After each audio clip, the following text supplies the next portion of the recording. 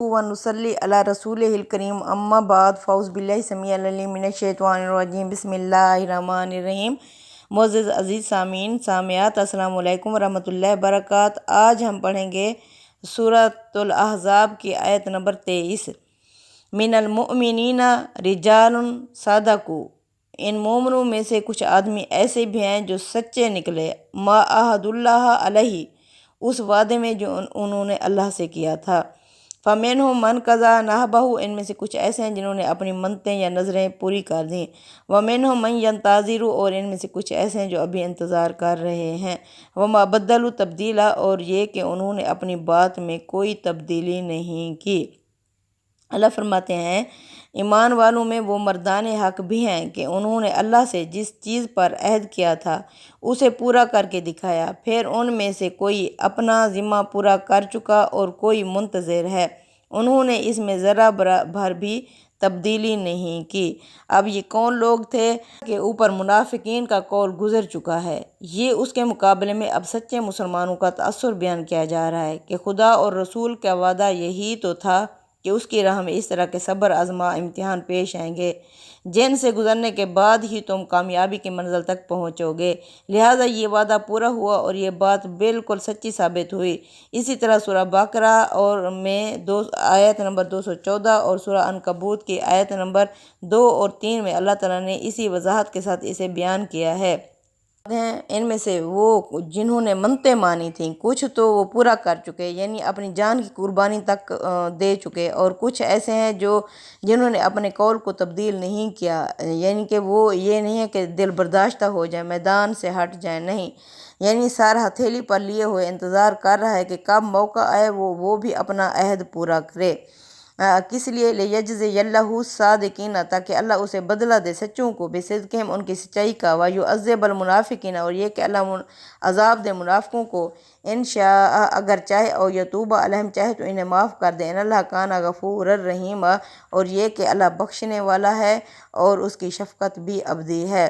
اللہ فرماتے ہیں یہ امتحان اسی لیے برپا کیا گیا تھا تاکہ اللہ سچوں کو ان کی سچائی کا بدلہ دے اور منافقوں کو اگر چاہے تو عذاب دے اور چاہے تو ان پر عنایت فرمائے اور ان کی توبہ قبول کر لے، اگر وہ توبہ کریں، بے شک اللہ بخشنے والا ہے اور اس کی شفقت بھی ابدی ہے۔ آیت میں یتوب علیہم کے بعد ان شاء کے الفاظ عربیت کے اسلوب پر محذوف ہیں، یہ انہی کا ترجمہ ہے جو استاد امام نے اس میں کھول دیا ہے۔ اب اس ٹکڑے پر امین احسن اصلاحی صاحب لکھتے ہیں اس ٹکڑے میں منافقین کے لیے دعوت استغفار ہے کہ ان کے لیے اب بھی گنجائش باقی ہے کہ اگر وہ چاہیں تو استغفار اور توبہ کے ذریعے سے پھر خدا کی رحمت کے مستحق ہو سکتے ہیں۔ ساتھ ہی یہ بھی یاد دہانی ہے کہ تمام امور کا انحصار اللہ واحد کی مشیت پر ہی ہے، اس وجہ سے جھوٹے سہارے پر تکیہ کرنے کی بجائے وہ اپنے آپ کو اللہ ہی کے حوالے کریں۔ اب اللہ فرماتے ہیں وَرَدَّ اللَّهُ الَّذِينَ كَفَرُوا، اللہ نے واپس بھیج دیا ان لوگوں کو جنہوں نے کفر کیا، بِغَیظِہِم، غصے سے بھرا ہوا، لَمْ يَنَالُوا خَیْرًا، وہ کوئی بھی بھلائی حاصل نہ کر سکے، وَكَفَى اللَّهُ الْمُؤْمِنِينَ الْقِتَالَ، اللہ ہی کافی ہے مومنوں کے لیے جہاد میں، وَكَانَ اللَّهُ قَوِيًّا عَزِيزًا، اور یہ کہ اللہ زبردست ہے، قوت والا۔ تم نے دیکھا نہیں کہ اللہ نے منکروں کو اسی طرح اپنا غصہ دلوں میں لیے ہوئے بالکل بے نیل مرام پھیر دیا، اور مسلمانوں کی طرف سے اللہ ہی لڑنے کے لیے کافی ہو گیا، اللہ بڑی قوت والا ہے اور زبردست ہے۔ یعنی یہ جو کافر آئے تھے مسلمانوں سے لڑنے کے لیے، یہ اپنی مرادیں کے بغیر واپس چلے گئے، غصے سے بھرے ہوئے۔ اب کس طرح؟ یعنی جس بغض اور اناد میں بھرے ہوئے آئے تھے اسی کے ساتھ لوٹ گئے، نہ اس کو نکالنے کا موقع ملا اور نہ کوئی دوسرا فائدہ حاصل ہوا، ان کے تمام منصوبے بیکار اور ناکام ہو گئے، جس طرح آئے تھے خیب و خاسر ہو کر اسی طرح واپس چلے گئے۔ اب اللہ فرماتے ہیں اللہ ہی مومنوں کے لیے کافی ہے مدد کرنے کے لیے، یعنی یہود بنی قریظہ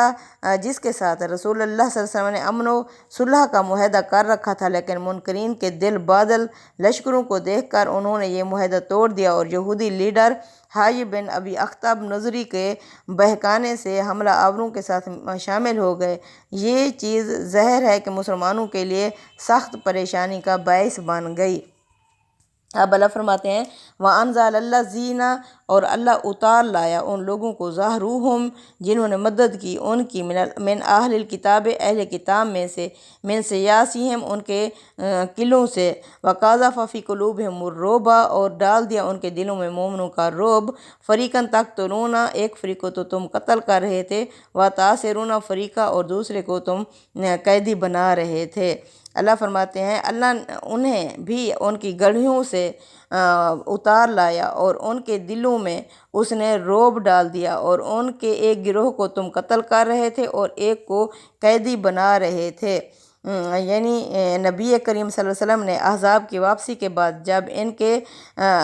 نقضے یعنی عہد توڑنے کی وجہ سے اور غداری کی وجہ سے اللہ نے محمد صلی اللہ علیہ وسلم کو حکم دے دیا ان پر حملہ کرنے کا، تو یہ اپنے قلعوں میں محصور ہو گئے اور کم و بیش 25 دن تک محصور رہے، لیکن محاصرے سے تنگ آ کر بالآخر انہیں اپنے قلعوں اور گڑھیوں سے نکلنا پڑا۔ یہ اسی کا ذکر ہے، یعنی اللہ نے مومنوں کا رعب ڈال دیا۔ اللہ فرماتے ہیں تم ایک کو قیدی بنا رہے تھے، یہ اسی رعب کا نتیجہ بیان ہوا ہے کہ جب انہی کے مقرر کردہ حکم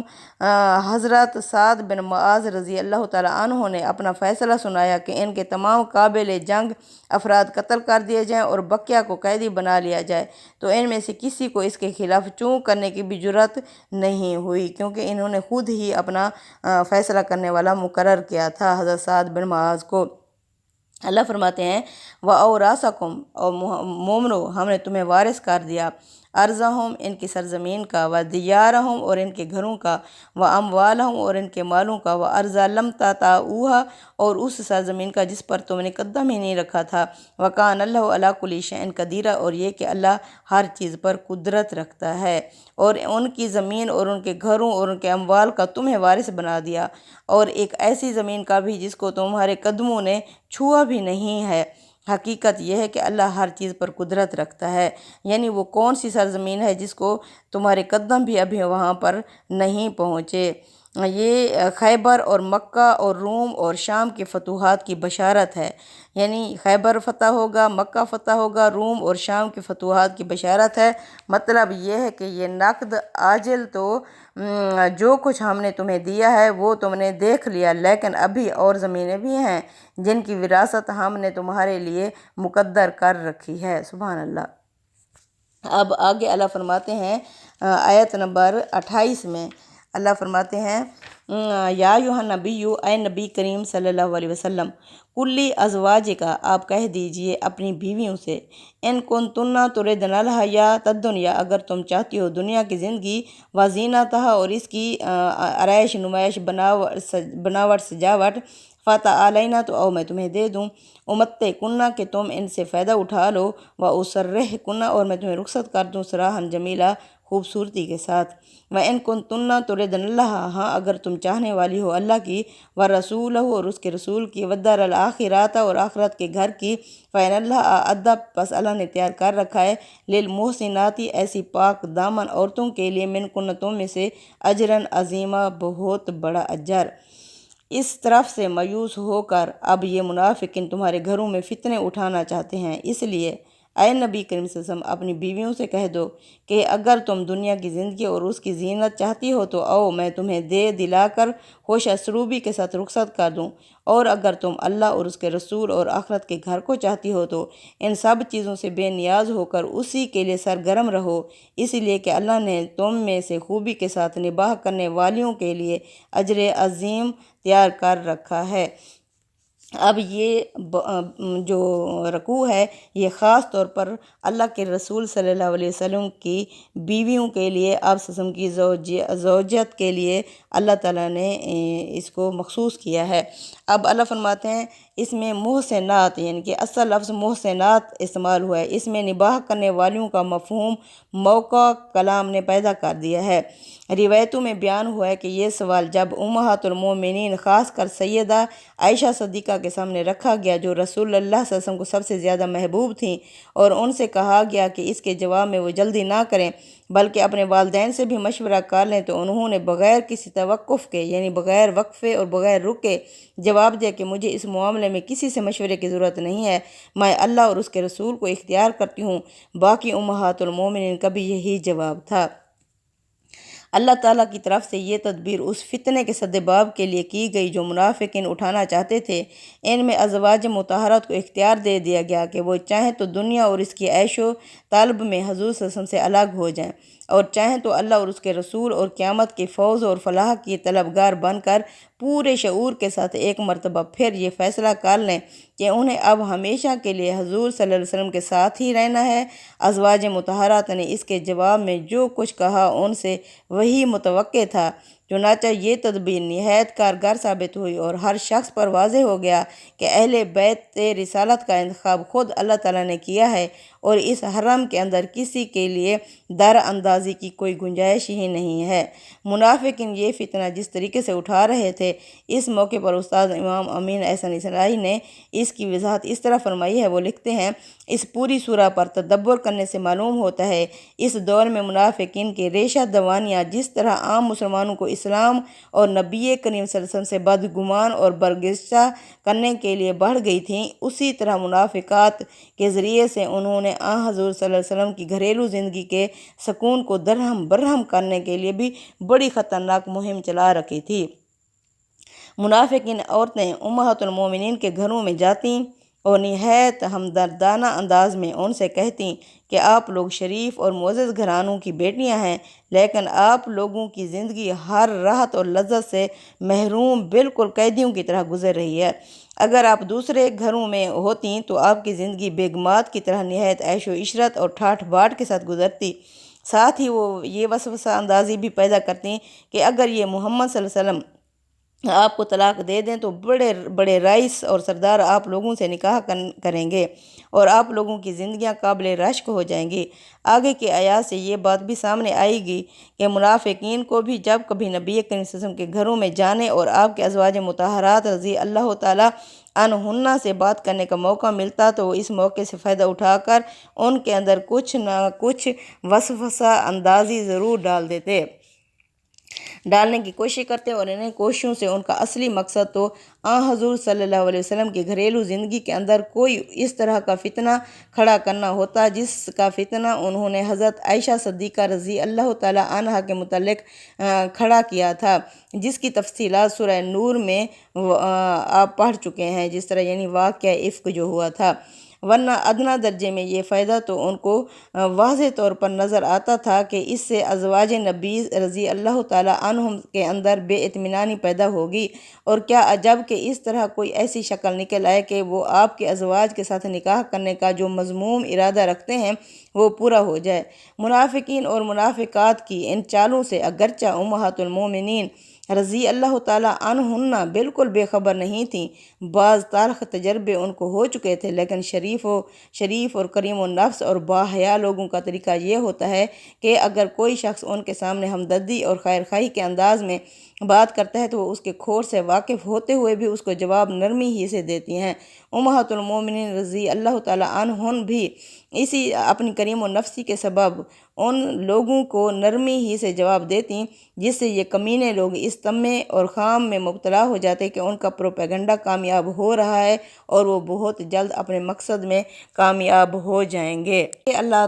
آیت نمبر 30 میں فرماتے ہیں، یا نساء النبی من یاتی منکن بفاحشۃ مبینات، اے نبی کی بیویوں جو بھی تم میں سے کوئی کھلم کھلا بے حیائی کی مرتکب ہوگی، یضاعف لها العذاب ضعفین، اسے دیا جائے گا دگنا عذاب، وکان ذالک علی اللہ یسیرا، ایسا کرنا اللہ کے لیے بہت آسان ہے، ومن یقنط منکن، اور جو بھی تم میں سے فرما بردار بن کر رہے گی للہ اللہ کی ورسولہ اور اس کے رسول کی، وتعمل صالحا اور عمل کرے گی نیک، نوتیہا اجرہا مرتین، ہم بھی اسے دگنا ہی یا 2 بار ہی اجر دیں گے، واعتدنا لہا رزقا کریما، اور ہم نے تیار کر رکھا ہے ایسی نیک خاتونوں کے لیے عمدہ رزق۔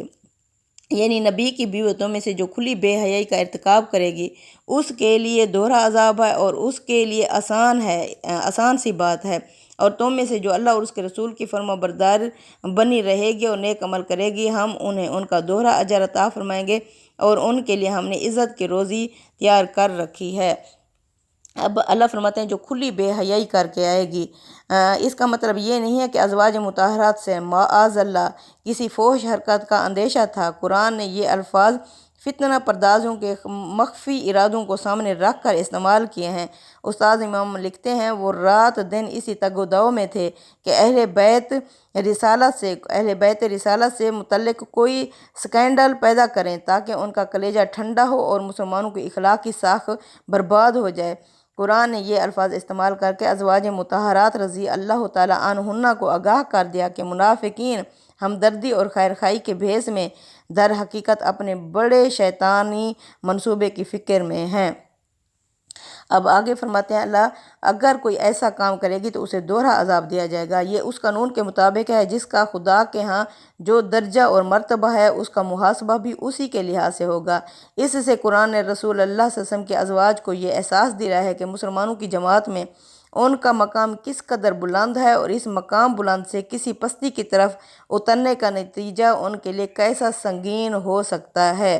اب آگے اللہ فرماتے ہیں یعنی دوہرا عذاب دینا اللہ کے لیے کوئی مشکل نہیں ہے، یعنی تم میں سے کوئی اس بھلاوے میں نہ رہے کہ نبی کی بیویاں ہونا تمہیں اللہ کی پکڑ سے بچا سکتا ہے، یا تمہارا مرتبہ کچھ ایسا بلند ہے کہ اس کی وجہ سے تمہارے پکڑنے میں اللہ کو کوئی دشواری پیش آ سکتی ہے۔ ہرگز نہیں، خدا کا قانون بے لاگ ہے، وہ کسی کے درجے اور مرتبے یا نسبت اور تعلق کی بنا پر کوئی رعایت نہیں کرے گا۔ اب آگے اللہ فرماتے ہیں یعنی جو اچھا عمل کرے گی اللہ اسے بھی دگنا اجر دے گا۔ ان آیات سے یہ حقیقت بھی واضح ہے کہ خدا کے ہاں مواخذہ اتمام حجت کے اعتبار سے ہوگا اور اعمال کا صلہ ان حالات کے اعتبار سے ملے گا جن میں وہ انجام دیے جائیں گے۔ ازواج نبی رضی اللہ تعالیٰ عنہ کو چونکہ رسول اللہ صلی اللہ علیہ وسلم کی مائیت حاصل تھی اور رسول اللہ صلی اللہ علیہ وسلم اتمام حجت کا سب سے بڑا ذریعہ ہیں، اس وجہ سے ان سے مواخذہ بھی سخت ہوگا۔ اس طرح رسول اللہ صلی اللہ علیہ وسلم کی رفاقت پوری وفاداری کے ساتھ چونکہ بڑا کٹھن کام تھا، اس وجہ سے ان کا صلہ بھی دگنا ہے۔ جرموں کے مواخذہ اور اعمال کے صلے کے معاملے میں اللہ تعالیٰ کی سنت یہی رہی ہے اور یہ بالکل مبنی بر عدل اور حکمت ہے۔ اب آگے اللہ فرماتے ہیں اللہ نے ایسی عورتوں کے لیے یعنی تم میں سے جو اس طرح نیک اعمال کرتی رہے گی تو اللہ نے عزت کی روزی اس کے لیے رکھی ہوئی ہے۔ قرآن میں یہ اللہ تعالیٰ کے فضل و انعام کی تعبیر ہے اور اس کے ساتھ باعزت یعنی کریم کی صفت اس حقیقت کو بیان کرتی ہے کہ یہ رزق اور فضل ان کے حق کے طور پر ہمیشہ کے لیے اور کسی قید اور شرط اور اندیشہ اور احتساب اور مواخذے کے بغیر ملتا رہے گا۔ سبحان اللہ۔ آگے اللہ فرماتے ہیں یا نساء النبی لستن کاحد من النساء، اے نبی کی عورتوں تم کوئی عام عورتوں کی طرح نہیں ہو۔ ان اتقیتن، ہاں اگر تم ڈرنے والی ہو اللہ سے، فلا تخضعن بالقول، پس مت دبی اور لچی آواز میں بات کرو، فیطمع الذی فی قلبہ مرض، نہ طمع میں امید میں پڑ جائے وہ شخص جس کے دل میں مرض بیماری ہے، وقلن قولا معروفا، اور کہو نیک اور بھلے طریقے سے بات۔ یعنی نبی کی بیویوں تم عام عورتوں کی طرح نہیں ہو، اگر تم خدا سے ڈرو تو ان لوگوں کے ساتھ نرمی کا لہجہ اختیار نہ کرو جس کے دل میں بیماری ہے، وہ کسی طمع خام میں مبتلا ہو جائے، اور معروف کے مطابق بات کیا کرو۔ یعنی تم عام عورتوں کی طرح نہیں ہو، جس طرح اللہ نے اپنے لیے عہد کا لفظ استعمال کیا ہے اس طرح اللہ تعالیٰ نے حضرت آدم علیہ السلام کے بارے میں بھی، یعنی جس طرح اللہ تعالیٰ کی وحدت ہے، اللہ ایک ہے، اسی طرح اساس آدم بھی ایک ہی ہے، اور اسی طرح یہ امہات المومنین یہ بھی کوئی عام خاتون نہیں ہیں۔ اسی طرح اللہ فرماتے ہیں محمد صلی اللہ علیہ وسلم آپ مردوں میں سے کسی ایک کے بھی باپ نہیں ہیں۔ یہ عہد کا لفظ یعنی اس کا استعمال کہاں کہاں ہوا ہے۔ اب اللہ فرماتے ہیں نبی کی بیویوں تم کوئی عام عورتیں نہیں ہو، یعنی کہ مطلب یہ ہے کہ رسول اللہ صلی اللہ علیہ وسلم کے ساتھ نسبت اور تعلق کی وجہ سے تمہاری ایک خاص حیثیت ہے جس کو تمہیں ہر حال میں ملحوظ رکھنا چاہیے۔ کوئی ایسی بات نہیں کرنی چاہیے جو اس مرتبے اور مقام کے منافی ہو۔ تمہارے ہر طرز عمل کے اثرات اس دعوت اور مشن پر ہوں گے جس کے لیے خدا نے اپنے پیغمبر کو مبعوث فرمایا ہے۔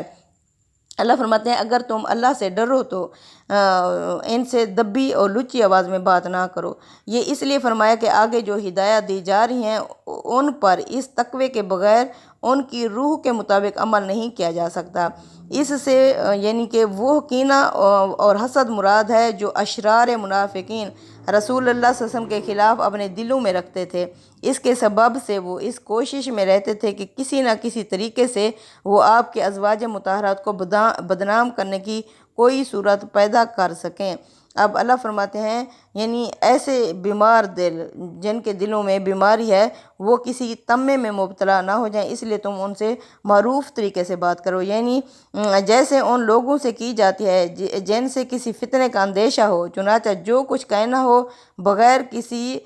رو رعایت کے سیدھے صاف طریقے سے کہہ دیا جاتا ہے۔ اس سے واضح ہے کہ یہ ہدایت بھی خاص انہی حالات کے لحاظ سے کی گئی ہے جو اس وقت امہات المومنین کو درپیش تھے۔ اس موقع پر استاد امام امین احسن اصلاحی لکھتے ہیں،